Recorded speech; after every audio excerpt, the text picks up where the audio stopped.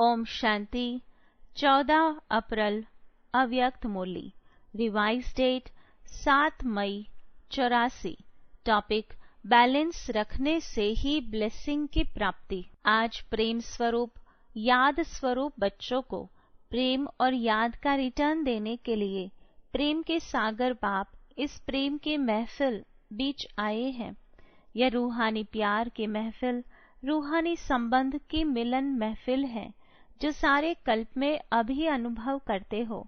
सिवाय इस एक जन्म के और कभी भी रूहानी बाप का रूहानी प्यार मिल न सके।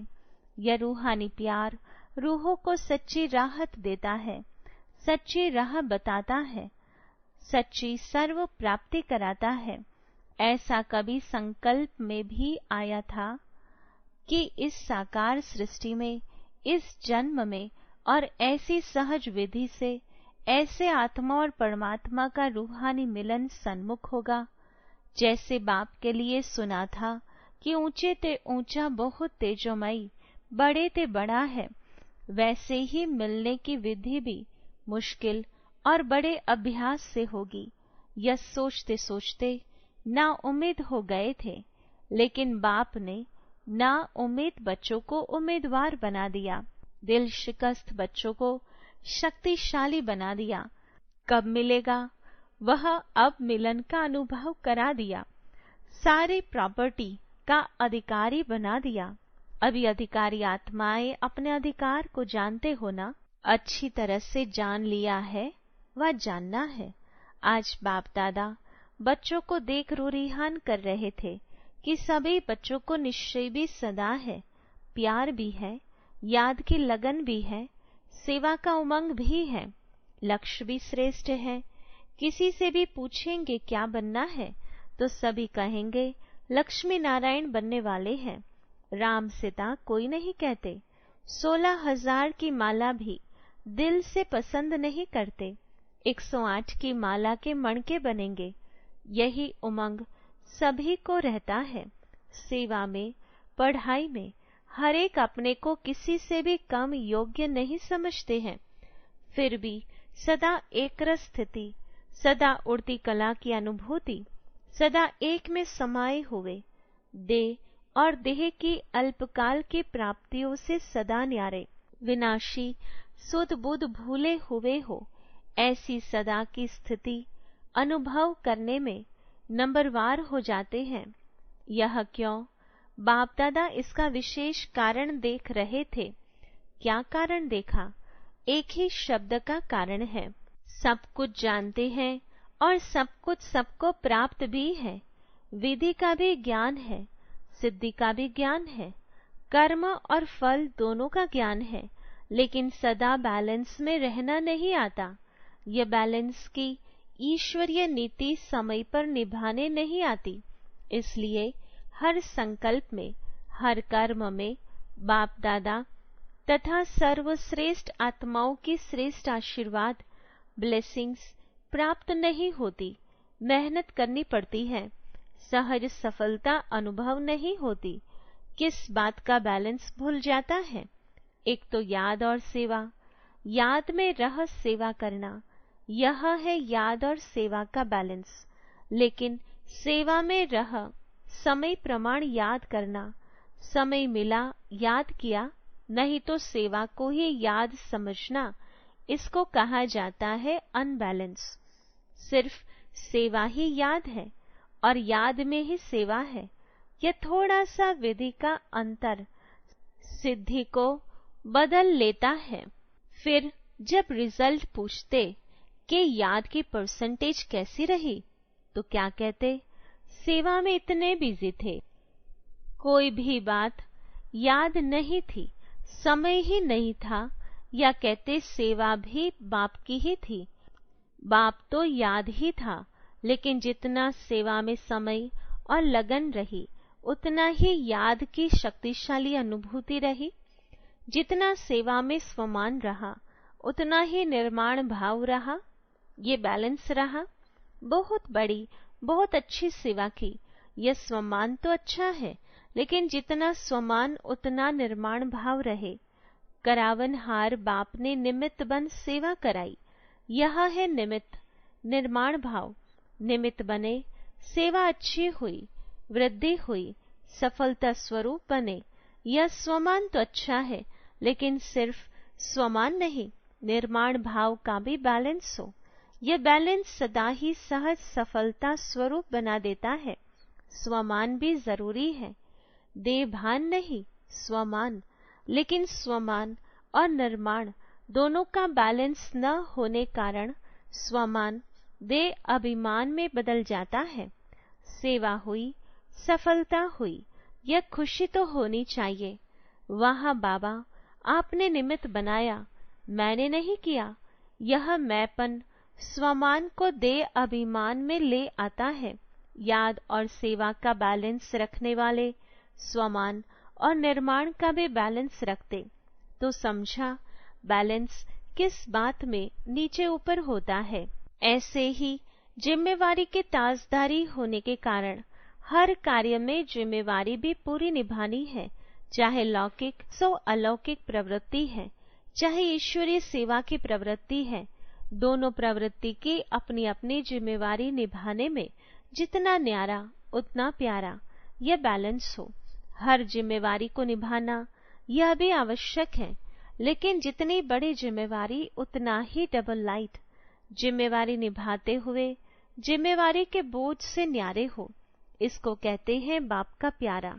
घबरावे नहीं, क्या करूं, बहुत जिम्मेवारी है, यह करूं व नहीं, क्या करूं, यह भी करूं वह भी करूं, बड़ा मुश्किल है। यह महसूसता अर्थात बोझ है, तो डबल लाइट तो नहीं हुए ना। डबल लाइट अर्थात न्यारा, कोई भी जिम्मेवारी के कर्म के हलचल का बोझ नहीं।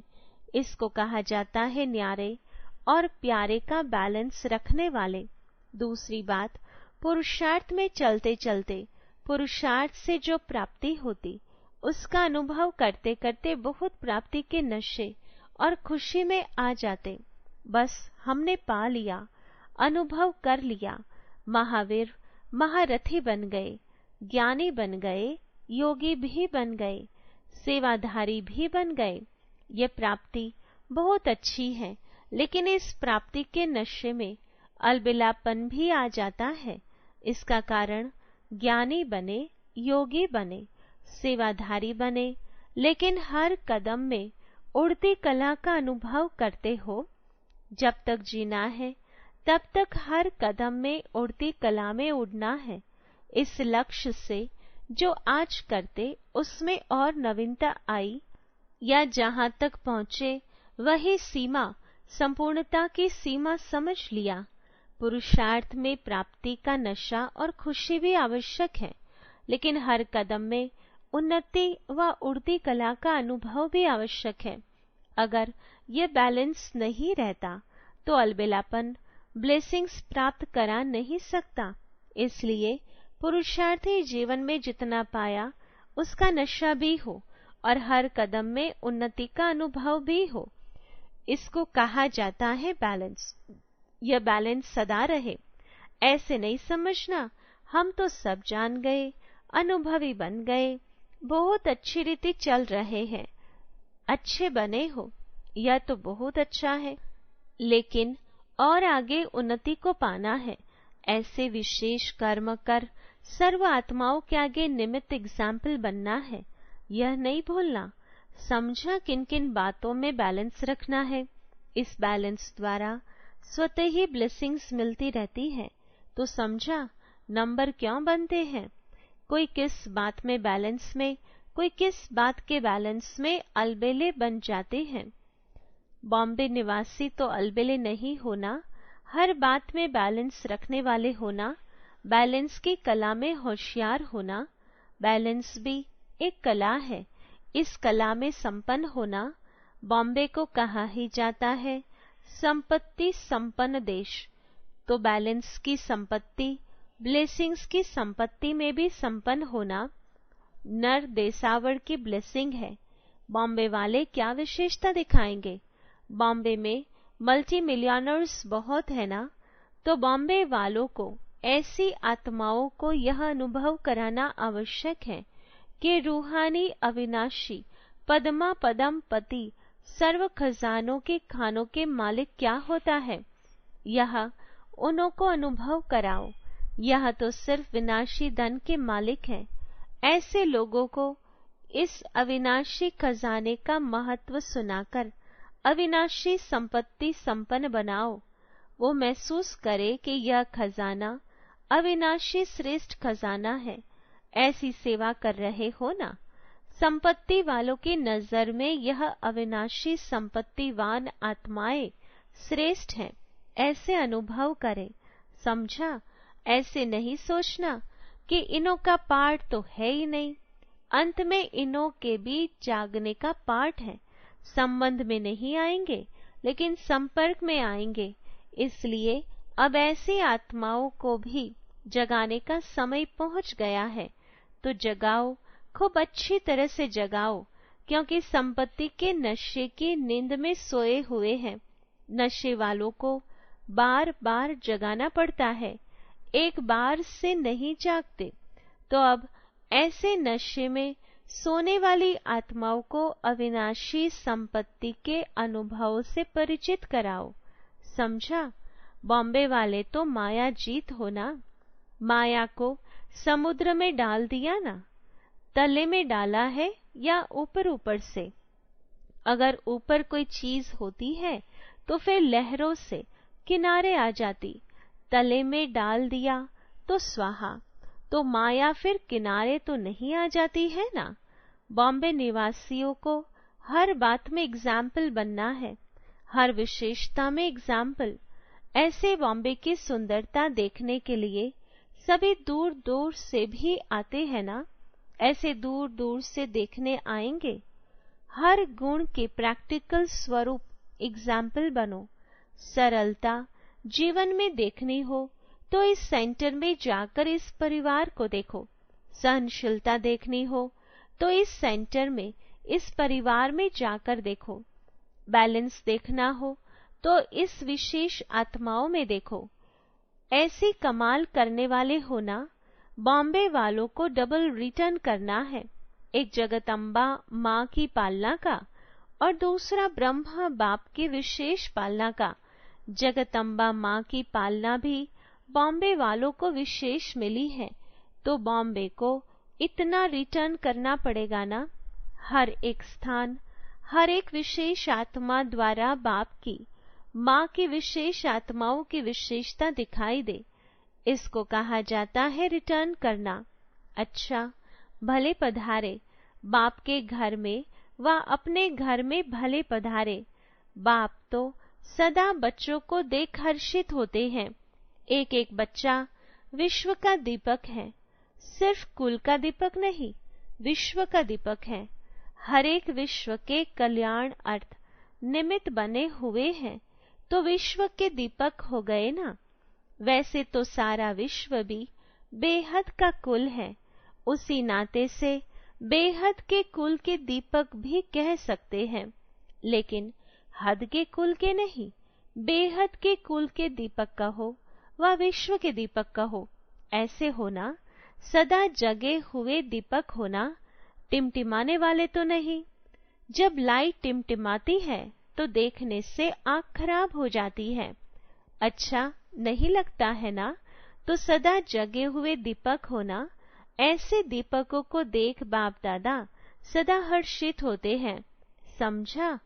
अच्छा, सदा हर कर्म में बैलेंस रखने वाले, सदा बाप द्वारा ब्लेसिंग लेने वाले, हर कदम में उड़ती कला का अनुभव करने वाले, सदा प्यार के सागर में समाये हुए, समान स्थिति में स्थित रहने वाले, पद्मा पदम भाग्यवान श्रेष्ठ आत्माओं को बाप दादा का याद प्यार और नमस्ते।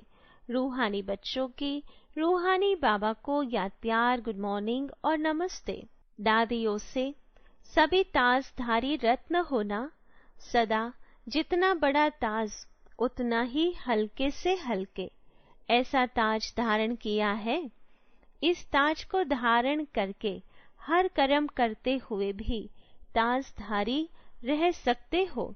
जो रत्न जड़ित ताज होगा वह फिर भी समय प्रमाण धारण करते और उतारते हैं, लेकिन यह ताज ऐसा है जो उतारने की आवश्यकता ही नहीं। सोते हुए भी ताजधारी और उठते हैं तो भी ताजधारी। अनुभव है ना?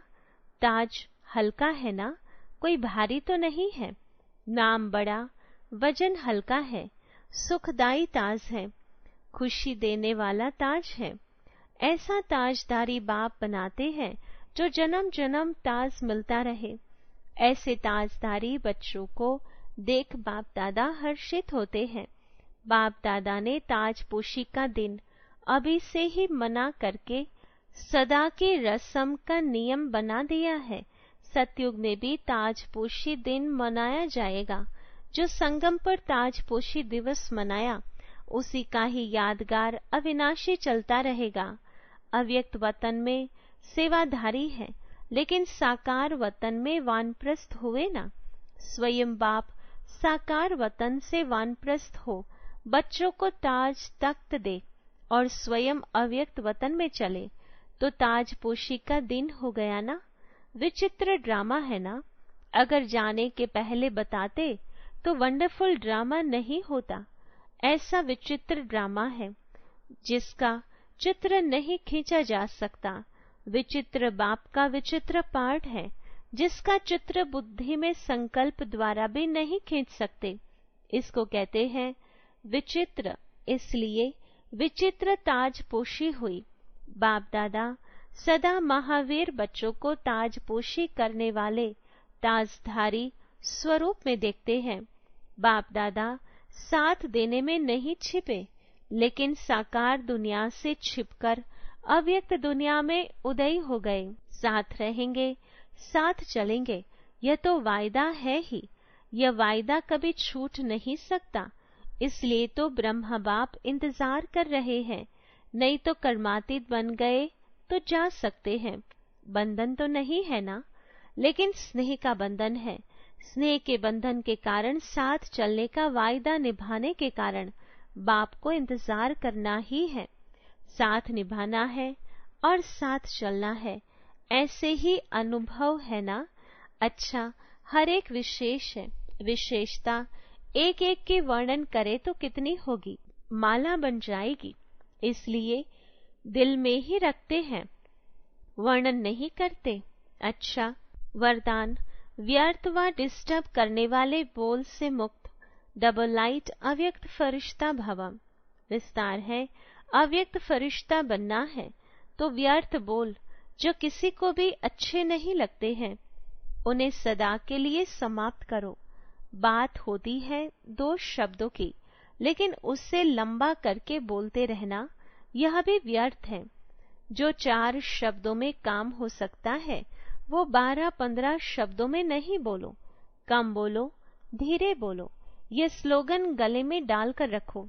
व्यर्थ व डिस्टर्ब करने वाले बोल से मुक्त बनो तो अव्यक्त फरिश्ता बनने में बहुत मदद मिलेगी। स्लोगन जो स्वयं को परमात्मा प्यार के पीछे कुर्बान करते हैं, सफलता उनके गले की माला बन जाती है। Om Shanti. To watch Peace of Mind channel videos on YouTube, subscribe us on youtube.com/tvpeaceofmind. Just a click for a peaceful life.